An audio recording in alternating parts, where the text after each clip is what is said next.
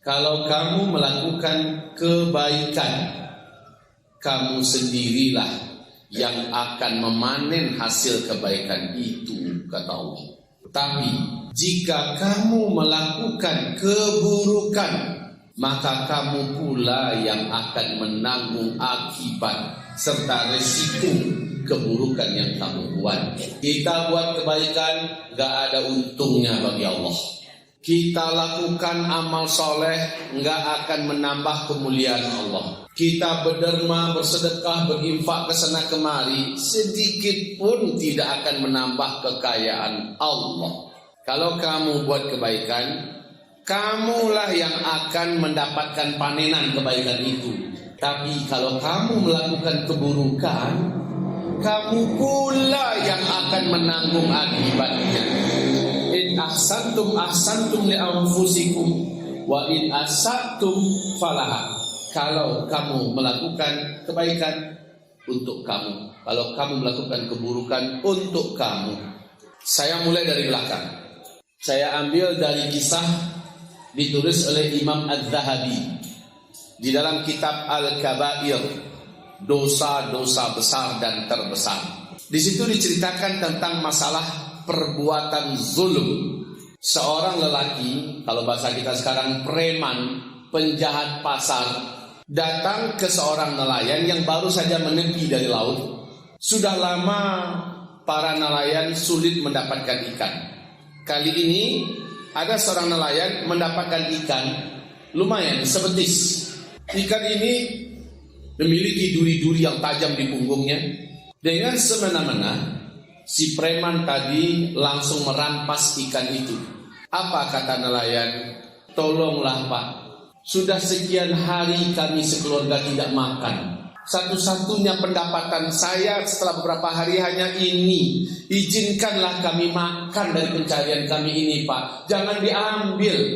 Tapi si penjahat preman ini tidak menggubrisnya, dia tetap bawa. Lalu dengan menangis nelayan ini berkata, tinggalkanlah sedikit untuk kami Pak, potongkan sedikit, bagian mana saja terserah, kami lapar Pak. Dia tidak menggubris, tetap diambilnya. Tertusuklah tangannya, salah satu jarinya, oleh duri tajam di punggung ikan tersebut, yang ternyata punggung ikan yang berduri tersebut mengandung racun yang lumayan kuat. Kaum muslimin, dia bawa ikan itu, dia jual ke pasar dengan harga lumayan, lalu sambil tertawa-tawa dia menikmati hasilnya.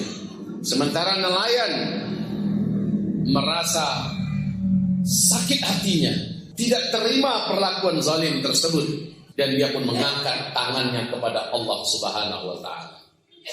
Si preman merasakan denyut yang makin lama makin kuat dan tajam menyakitkan di tangannya. Akhirnya dia tidak bisa tidur, agak mendemam badannya, keluar keringat. Besoknya dia datangi tabib. Apa kata tabib? Racunnya sudah sampai ke siku. Sementara yang bagian ujung ini, kalau tidak cepat dipotong, maka dia akan menjadi bangkai dan membusuk. Tidak ada solusi, tidak ada, dipotong. Kemudian malamnya, besok malamnya dan malam berikutnya makin hebat sakitnya. Datang lagi ke tabib. Singkatnya cerita, masing-masing tabib, masing-masing orang-orang hebat dalam pengobatan mengatakan, potong. Kaum muslimin hilang tangannya. Sakit ini baru akan hilang bila engkau mati. Si preman tidak mau mati, kaum muslimin, dan dia akhirnya bertanya kepada orang saleh, ulama, bisakah Tuhan membantu saya? Bisakah kiai meruqyah saya dan sebagainya? Apa kata si kiai? Masalahmu apa sebenarnya? Kenapa terjadi yang seperti ini? Ini pasti ada sebab. Karena tidak ada obat-obatan yang paling mujarab, mau madu, mau habas sauda, mau apa saja yang mampu menyembuhkan penyakit itu. Masalahmu sebenarnya apa? Apa yang sudah kamu lakukan? Ingat baik-baik. Maka si preman ini terdiam dan berpikir keras apa yang sudah dia lakukan. Ingat oleh beliau, sakit ini dimulai sejak tertusuk duri punggung ikan. Lalu dia ceritakan, Masalahmu bukan durikan itu, tetapi masalahmu kamu menzalimi orang yang nelayan yang miskin itu, dan dia pasti sudah berdoa kepada Rabbul Alamin. Dan kamu tidak akan bisa baik, kamu tidak akan pernah sembuh. Bahkan di akhiratmu setelah kematianmu, kamu akan mendapatkan siksa, azab yang berat. Apa yang harus saya lakukan? Sang kiai berkata, datangi nelayan itu kembali. Datangi nelayan itu kembali, minta maaf kepadanya. Jangan pernah engkau pergi meninggalkannya sampai engkau bisa mendapatkan kemaafannya, dan minta dia mendoakanmu kepada Allah Rabbul Alamin. Singkatnya Bapak Ibu, preman ini datang pada nelayan dengan tanpa ada tangan, ya, dengan tanpa ada tangan, hanya hitungan dua mingguan hilang sudah tangannya. Singkatnya dia minta maaf pada nelayan. Dia berkata, aku taubat kepada Allah, aku menyesali perbuatanku. Wahai Pak Nelayan, ikhlaskan apa yang aku ambil, atau aku siap menggantinya berapapun. Aku akan bekerja keras untuk bisa menggantinya. Lihat sekarang aku sudah tidak punya tangan, dan kalau ini dibiarkan, mungkin saja leherku juga dipenggal untuk bisa menghilangkan rasa sakit ini. Dan aku tidak ingin berakhir hidupku dalam keadaan zalim. Dia menyatakan taubatnya, dia minta maaf sejadi-jadinya. Nelayan pun memaafkan. Dengan seketika setelah si nelayan memaafkan, saat itu juga Allah hentikan semua denyut rasa sakit yang luar biasa tersebut. Allahu Akbar. Saudara-saudaraku, buatlah kejahatan, dia sendiri yang akan menuai hasil kejahatannya. Hal yang sama terjadi di Riyadh, ibu kota Arab Saudi. Jangan takut sakit, itu yang diterjemahkan ke bahasa Indonesia, ya. Jangan takut sakit. Kemudian beliau menuliskan cerita di situ. Orang terhormat, aksesnya dengan keluarga kerajaan itu sangat dekat. Kaya raya, nggak ketulungan, dermawannya minta ampun. Dia punya rumah dan tanah paling strategis di tengah jantung kota ibu kota Riyadh. Tapi sayang, ini jalan utama. Di dekat Hok itu ada satu petak rumah. Rumah itu menjadi penghalang tanahnya yang besar dan cantik di belakang. Dia bangun rumah bak istana, tapi bagian ujung di sini di Hok tanah, ya, ini ada simpang 4. Di situ ada rumah janda dengan anak-anak yatim. Kaum muslimin yang kami muliakan, dia dapat laporan demi laporan dari anak buahnya, rumah tuan sudah sangat sempurna. Satu-satunya yang mengganggu pemandangan rumah tuan adalah adanya rumah yang di depan tanah tuan. Kata orang kaya ini, tawar kepada yang punya rumah, beli. Setelah ditanya mau jual tidak, ibu janda itu berkata tidak. Satu-satunya peninggalan suami saya cuma ini. Saya akan besarkan anak-anak saya di sini. Lalu melaporlah kaki tangan orang kaya ini, tuan, dia tidak mau jual. Apa kata orang kaya ini? Tawarkan kepadanya berapapun harganya yang dia mau kasih. Berapapun harganya dia mau kasih. Baik, ditawar 2 kali lipat, 3 kali lipat. Ya, tetap tidak mau janda itu menjualnya. Dilaporkan lagi.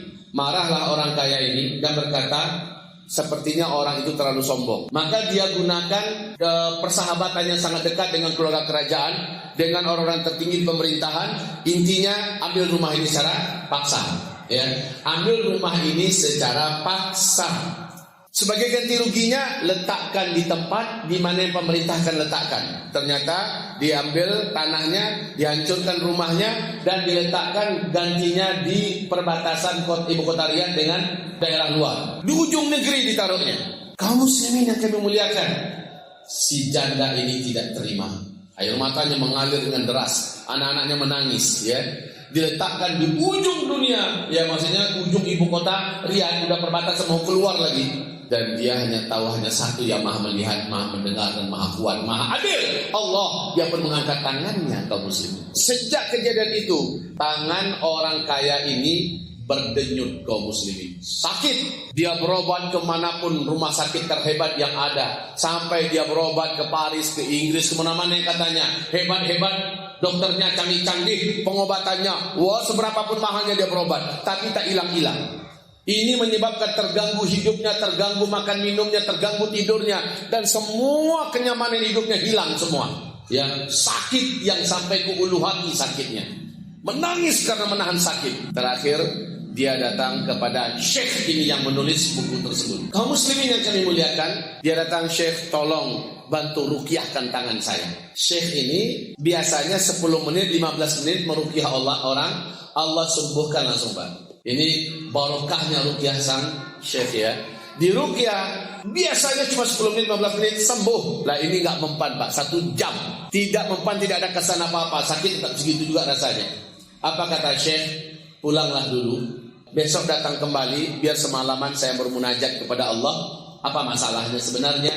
Kenapa tidak ngaruh ya? Kenapa tidak ngaruh? Baik kata orang kaya ini, kaum muslimin, pulang besok datang lagi dengan jeritan kesakitan yang sangat. Dan kata syekh, tenanglah, diruqyah kembali, tembus 1 jam, nggak ngaruh juga, Pak. Padahal syekh ini sudah berdoa, memohon, meminta kepada Allah Subhanahu wa taala. Enggak mempan kaum muslimin. Ya. Enggak mempan di ruqyah. Kata syekh ini, pulanglah lagi, besok datang lagi ke sini. Semalaman syekh ini kembali minta, "Ya Rabb, ya Rabb, ya Rabb, beri hamba petunjukmu, beri hamba arahanmu ya Allah. Kenapa orang kaya ini yang terkena dermawan, dekat dengan ulama, soleh, baik, ya, hubungannya kemana-mana baik, kenapa dia bisa seperti ini? Kalau ini gangguan sihir, mestinya lenyap dengan ruqyah dan doa. Kalau ini adalah gangguan setan, harusnya lenyap dengan ruqyah dan doa. Kalau ini karena medis, sudah kemana-mana, rumah sakit terhebat dan dokter tercanggih katanya yang sudah didatangi, nggak mempan. Ini mesti ada sesuatu ya Rabb. Maka syekh ini dapat sebuah kesimpulan. Besok datang lagi orang kaya itu, Pak. Apa kata syekh? Diruqyah lagi. Nggak mempan juga. Nggak mempan. Akhirnya syekh berkata, "Maaf ya Pak, jangan tersinggung ya. Boleh saya bertanya?" "Silahkan." Kalau bahasa kita kiai, silakan kiai. "Bapak pernah melakukan kezaliman tidak?" Terkejut orang kaya ini. Apa pertanyaan syekh ini? "Saya sudah periksa baik-baik. Kasus ini tidak biasa. Kalau seandainya Bapak mau jujur, mungkin Bapak temukan solusinya." Terus terang ya, orang kayanya agak tersinggung. Karena dikatakan Bapak sudah menzalimi siapa? Tolong baik-baik. Sekali lagi dia berkata, "Syekh, saya tidak pernah menzalimi siapapun. Tolong jaga sedikit bahasa Syekh untuk saya." Saya katakan sekali lagi, kata Syekh ini tidak mungkin kecuali karena ada doa orang yang terzalimi yang dikabulkan oleh Allah. Bapak ingat saya baik-baik. Kedebrak marah orang kaya ini. Ya, lalu ditinggalkan saja syekh tersebut tanpa dia mengucapkan assalamualaikum. Dia tersinggung, Pak. Dia dekat dengan ulama, taat, soleh, segala kebaikan dia buat, masjid sudah banyak dibangunnya, ya. Pokoknya dermawannya juga nggak ketulungan. Tapi dikatakan siapa yang sudah engkau zalimi, dia tersinggung ketika ditanya pertanyaan itu. Hamba Allah hampir mirip nggak kisahnya dengan preman yang tadi merampas ikan. Awas hati-hati ya. Ini jadi pelajaran dalam hidup kita ini loh ya. Kenapa diobati nggak sembuh-sembuh, diruqyah nggak mempan, dengan timbun nabawi apapun kelasnya, sepakat apapun dia juga nggak ngaruh-ngaruh dan sebagainya. Ini kalau ada yang berkaitan dengan penyakit loh ya. Baik, orang kaya ini sepanjang jalan menggerutu, marah-marah dia. Kenapa tega syekh itu mengatakan kalimat itu kepadanya, yang terkenal orang baik, konglomerat yang sangat dermawan. Masa ia mungkin menzalimi orang? Tapi maaf, di rumahnya dia merenung baik-baik apa yang dikatakan oleh syekh tadi. Merenung dia, apa iya mungkin itu sebabnya? Apa iya mungkin itu awalnya? Dia pelajari apa yang sudah saya lakukan ya? Apa yang sudah saya buat yang kira-kira menzalimi orang? Apa ya? Teringatlah olehnya bahwa kejadian sakit ini baru mulai terasa setelah ada rumah yang digusur di depan tanahnya, ya. Digusur rumah itu dan orang itu dipindahkan ke sudut ke perbatasan kota. Dia teringat, lalu dia tanya kembali pegawainya yang diberikan tugas kemarin. Sebenarnya siapa sih pemilik rumah itu? Anak yatim, Pak. Janda ibunya, yatim anaknya. Terkejut orang kaya ini, Pak. Terkejut orang kaya ini. Kenapa kalian tidak kasih tahu kalau itu anak-anak yatim yang punya rumah? Kenapa kalian tidak kasih tahu kalau yang punya rumah adalah janda? Kalaupun tidak anak yatim, kalaupun bukan janda, mungkin mereka merasa saya zalim dan mereka berdoa pada Allah. Apalagi itu anak yatim, apalagi itu janda. Inna Inna lillahi wa inna ilaihi raji'un. Astaghfirullah, astaghfirullah, astaghfirullah. Apa kata orang kaya? Antarkan saya. Di mana ibu janda dan anak yatim itu sekarang? Antarkan saya ke rumah mereka. Namanya orang kaya konglomerat habis begitu, Pak. Dengan cepat ditemukan tempat dan dia langsung tok pintu. Ibu itu buka pintu kaget, di luar banyak pengawal, di luar banyak orang dengan mobil mewah. Datang singkatnya masuk dan berkata, "Bu, saya pemilik lahan, rumah dan tanah yang di depannya adalah rumah ibu." Kata ibu itu, "Bapak tidak usah perkenalkan diri. Saya sudah tahu Bapak itu siapa. Nggak ada di dunia ini yang nggak bisa Bapak beli. Saya tahu, Pak. Nggak usah perkenalkan diri, saya paham. Saya kenal Bapak siapa." "Ibu, saya tidak tahu kalau itu adalah ibu. Kalau itu adalah anak-anak yatim di rumah. Kalaupun saya tahu, kalaupun itu bukan ibu, tetap saja dilakukan oleh tim dan pegawai saya adalah sebuah kezaliman yang saya tobat kepada Allah Subhanahu Wa Taala. Bu, saya minta maaf. Saya minta ampun kepada Allah. Mohon maaf dari ibu.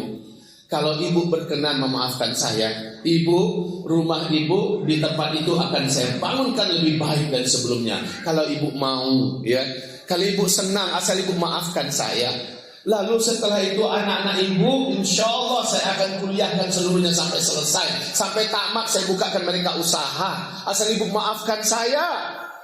Atau kalau ibu suka, ibu tunjuk saja mana tempat tinggal yang paling ibu sukai di kota Riyadh ini. Di mana tempat tinggalnya? Rumah yang mana ibu sukai? Saya akan bebaskan, saya akan jadikan itu milik ibu dan anak-anak ibu. Anak ibu saya kuliahkan sampai selesai. Saya bukakan usaha untuk mereka." Masya Allah, Pak, ya. Tapi ibu maafkan saya, maafkan saya. Melihat seriusnya orang kaya ini, melihat dia sendiri yang langsung datang, melihat air mata yang mengalir, hati ibu ini runtuh. Lalu dia berkata, "Aku maafkan engkau. Aku maafkan engkau. Adapun tempat tinggal terserahmu, ya. Bila engkau ingin bangunkan kembali, bila engkau ingin buatkan, belikan tempat yang lain yang lebih baik, silahkan saja. Bila engkau ingin kuliahkan anak-anakku, alhamdulillah, hanya Allah yang kupuji dan kusyukuri, ya." Seterusnya. Selesai, Pak. Maka orang kaya ini langsung membuktikan kata-katanya. Singkatnya, ibu ini dipindahkan ke tempat yang sudah ada, yang sudah baru, yang sudah baik. Dan saat itu orang kaya ini tidak pernah merasakan sakit itu lagi, Pak. Ini pelajaran, ya. Ini pelajaran. Seringkali kita bertanya-tanya, kenapa ya saya nggak sembuh-sembuh? Kenapa ya penyakit saya ini nggak kunjung reda? Obat apa yang kurang saya makan? Rumah sakit mana yang tidak saya datangi? Dana seberapa sudah saya habiskan? Tapi kenapa ya sampai sekarang penyakit ini justru semakin membabi buta dan brutal?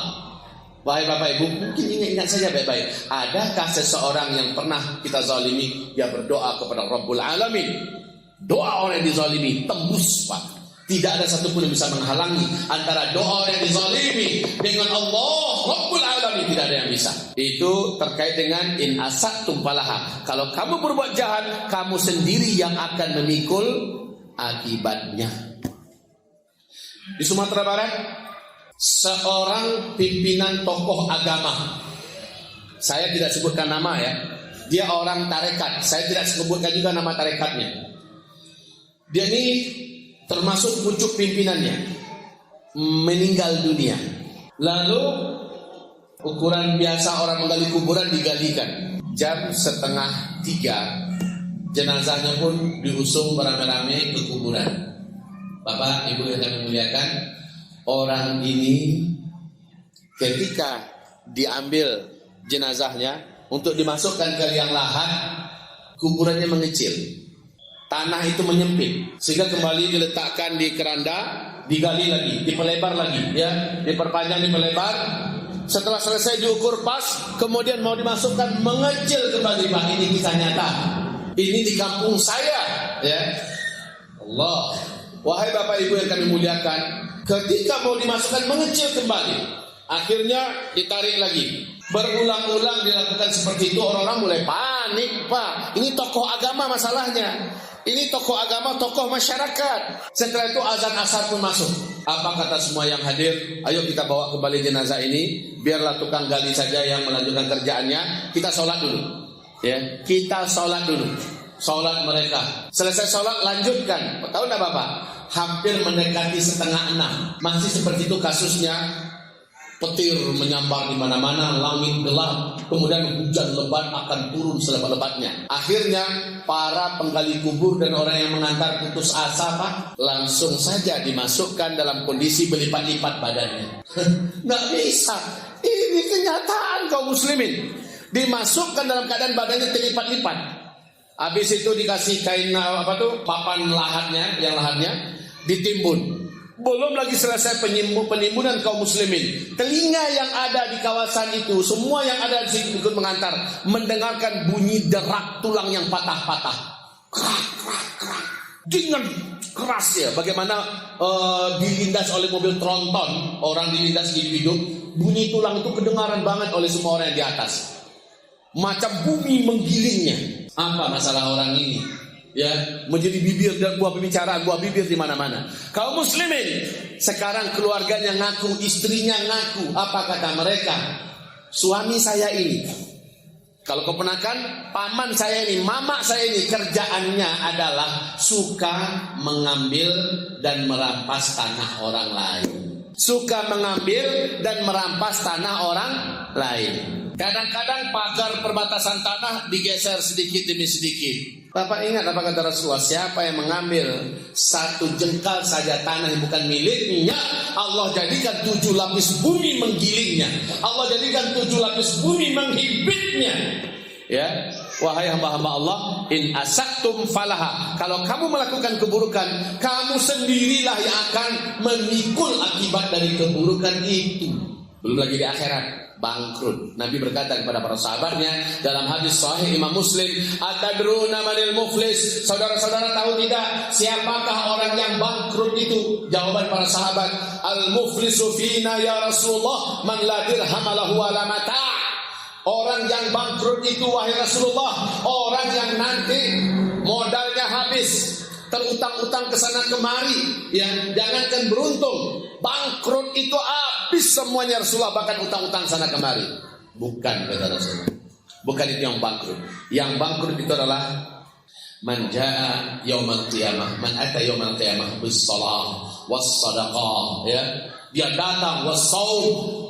Dia datang pada hari kiamat membawa salatnya, membawa puasanya, membawa infaknya, wakafnya, sedekahnya, amal-amal solehnya. Dia datang bawa. Harapannya ini ditimbang untuk bisa menghalalkannya menjadi ahli surga. Itu harapannya. Fayati qad syatama hada wa qadhafa hada wa safaka dama hada wa akala mala hada fayu'ti hada bihasanati wa hada bihasanati. Fa in fainiyat hasanatuhu akhadha min khatayahum fa utrihu finnar. Tapi sayang, di samping amal solehnya dia bawa di hadapan Allah Subhanahu wa taala, datang orang-orang yang dulu hidup bermuamalah dengannya di dunia, tapi muamalahnya enggak selesai. Yang ini pernah dia fitnah. Mulutnya menjadikan orang-orang banyak yang terfitnah, masuk penjara, dicampakkan oleh masyarakat, pecah suami istri. Gara-gara mulutnya orang pecah persaudaraan. Wa qadhafa hada, dan datang pula orang lain yang dulu dituduh, datang pula orang lain yang dulu digibah, datang pula orang lain yang dulu enggak digaji atau gajinya dipotong-potong, datang pula orang lain yang haknya diambil, para koruptor, ya. Ini berdatangan orang-orang yang dizalimi pada hari kiamat. Wasafaka dama hada, ada yang darahnya ditumpahkan, ada yang giginya ditonjok patah, itu juga datang pada hari kiamat. Jangankan orang, Pak, sekelas kucing saja kita tendang siram air panas, kucing itu pun datang memohon keadilan kepada Allah. Orang ini dulu melempar hamba, orang ini dulu memukul hamba, atau kucing berkata orang ini dulu menyirami saya dengan air panas, minta keadilan. Kaum muslimin yang kami muliakan, wa akala mala hada, dan ada yang memakan harta orang ini, harta orang itu. Kaum muslimin, intinya orang-orang itu datang antrian panjang minta keadilan kepada Allah. Lalu bagaimana cara penyelesaiannya? Minta maaf? Nggak ada minta maaf saat itu. Nggak ada saatnya minta maaf. Oh my brother, please forgive me. Itu nggak ada itu cerita. Bagaimanapun kita mencoba menyembah-nyembah orang yang dulu kita zalimi di dunia, agar dia mau memaafkan kita pada hari kiamat, no way. Itu tak mungkin. Orang saja itu super egois. Jangankan orang dengan orang lain, ayah dengan anak saja egois, anak dengan emaknya saja egois, emak dengan anaknya saja tidak peduli. Itu pada hari kiamat, ya. Lalu datang orang-orang ini mohon keadilan. Apa solusinya? Kata Rasulullah, akhirnya amal soleh yang dia bawa tadi diambil oleh Allah, ditimbang dengan kezalimannya pada orang-orang. Ditimbang setelah seimbang, amal soleh ini dipindahkan kepada orang yang dizalimi, kepada orang yang tidak diberikan gajinya, kepada orang yang tidak dibayarkan hutangnya, kepada orang yang dulu difitnahnya, kepada orang yang dulu ini selesai, datang lagi yang lain, diambil lagi amal solehnya, ditimbang, dikasih, selesai, datang lagi yang lain. Begitulah terus. Fa'in faniyat hasanatuhu, ketika semua kebaikannya habis, sementara orang-orang minta keadilan masih berdatangan, masih memohon keadilan di hadapan Allah Subhanahu wa taala. Sementara amalnya sudah habis. Gimana lagi? Akhadha min khatayahum. Mau enggak mau, dia harus rela menerima dosa orang-orang ini dipindahkan ke dirinya. Ya Allah, amal soleh habis, dosa orang ditampung. Akhadha min khatayahum. Nasib orang ini akhirnya dia pun dicampakkan ke dalam api neraka jahanam. Padahal dia sholat, dia puasa, ya, dia berzakat, dia melaksanakan amalan-amalan. Allah, wahai kaum muslimin, dicampakkan ke neraka. Kira-kira Bapak merinding tidak? Lihat-lihat posisi kita bagaimana kira-kira saat ini di dunia. Berapa banyak muamalah kita dengan orang-orang, apalagi yang jadi Pak RT, Pak RW, Pak Lurah, Pak Camat, Pak Bupati, Pak Wali Kota, Pak Gubernur, Pak Menteri. Berapa banyak hak rakyat yang dikorupsi. Berapa banyak dari anak buah kita yang kita zalimi, kita sakiti hak-haknya. Mentang-mentang dia anak buah, seenak hati saja kita bilang dia dengan nama-nama binatang, kita panggil dia dengan nama-nama rendahan, kita sebut dia keralu, monyet lu, babi lu, anjing lu, sebagainya. Berapa banyak mulut ini sudah nyakitin orang. Apa ini? Memang dia di dunia nggak bisa ngapain karena dia orang bawah, dia orang rendah. Tapi Allah itu maha adil, maha perkasa. Rakib dan atid mencatat dengan lengkap, merekam dengan lengkap, bahkan mimpi kulit, rambut, semua yang ada menjadi CCTV-nya Allah yang nanti akan berbicara. Allahumma salli wa sallim ala Muhammad. Jangan sangka hidup ini tidak akan pernah ada di sidang. Jangan pernah, Pak. Di dunia iyalah kita bisa sok-sokan, di dunia kita bisa jago-jagoan, tetapi Allah nanti tidak akan pernah lupa. Ma li hadzal kitab la yatruku saghiratan wala kabirah illa ahsaha. Onde-mande, kata orang Padang, ya. Onde-mande, wahai kiranya apa-apaan kitab ini, tidak ada amalan saya yang kecil atau yang besar, melainkan semuanya tercatat dengan rapi dan lengkap dalam kitab ini. Semua kita, termasuk saya Bapak Ibu, kita punya catatan amal terlengkap. Tidak ada satu pun yang kecil atau yang besar dan yang kita buat, melainkan lengkap, dan itu kita baca nanti. Baca. Setiap kita baca nanti. Jadi kita jangan lupa-lupain dosa dan kesalahan kita. Yang harus kita lupa-lupakan itu apa, Pak? Amal soleh kita, itu yang harus kita lupa-lupakan. Amal kebaikan kita, ini harus rajin-rajin melupakannya. Jangan itu yang diingat-ingat. Yang diingat-ingat adalah dosa. Dosa, ini yang harus diingat-ingat. Apa yang sudah saya buat? Yang dulu saja belum tentu lagi Allah sudah ampuni. Sekarang mau buat lagi yang baru. Enggak. Kayak itu harusnya, Pak. Ingat-ingat dosa apa yang sudah kita buat. Hidup ini bukan untuk di sini. Hidup ini untuk berikutnya. Ini dunia numpang lewat doang. Lalu besok bapak saya mati, insya Allah. Pasti nggak, Pak? Pasti tidak. Ada yang bakal panjang umurnya. Sepanjang apapun berakhir juga dengan kematian. Jadi ujung-ujungnya kita ini mati. Lalu kita hidup dan kita tidak akan pernah mati lagi. Itu kehidupan yang sebenarnya. Jadi untuk itu sekarang hidup kita di dunia ini, mbok ya hati-hati, kata Umar bin Khattab. Yang takwa itu adalah engkau bagaikan berjalan di jalanan yang ada lubang-lubang, ada duri-duri, ada beling, ada kaca. Berhati-hati nggak kita jalan? Kayak gitu hidup di dunia ini. Hati-hati. Semua yang kita kerjakan bakal ada urusan nanti di hari kiamat.